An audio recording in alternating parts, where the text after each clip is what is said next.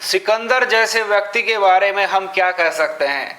जब उनका अंतिम समय आया तो उसने कहा कि जब मैं मरूं तो मेरे दोनों हाथों को अर्थी से लटका देना। इससे यह साबित होगा कि इंसान खाली हाथ आया है और खाली हाथ चला जाएगा। सिकंदर को अपना पावर, पैसा, पद, इनका घमंड था। यानी उसने 20 साल की उम्र में ही मैसेडोनिया का राजा बन गया था।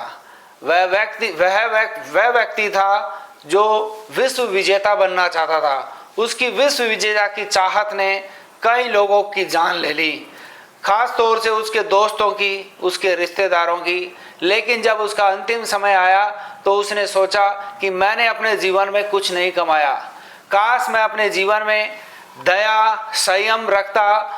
दया और प्रेम और संयम से जो जीत हासिल होती है वो अमर होती है। यदि आप अपनी ताकत से किसी पर अधिकार जमाते हैं तो उससे हमें बाद में पछतावा होता है।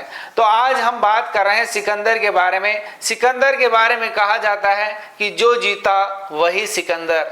लेकिन कार्य कुछ ऐसा करो कि दुनिया याद करे। आप चले जाएं लेकिन दुनिया आपको याद करें। तो हमें ऐसा कार्य करना है ताकि लोग हमें याद करें। जिस तरह सिकंदर ने अपने कई अफगानिस्तान, यूनान, मिस्र, कई देशों पर राज किया, यानी कई देशों पर जीत हासिल की, और अंत में क्या पाया, उसको किसी भी तरह की दवाई ठीक नहीं कर पाई। तो हम इस बात से समझ सकते हैं कि हमें अपने अंदर दया, संयम, प्रेम, धैर्य रखना है ताकि हम लोगों के दिलों में बस सकें। ये नहीं कि हम उनके ऊपर राज करें, उनको प्रताड़ित करें, उनको दुखी करें। धन्यवाद।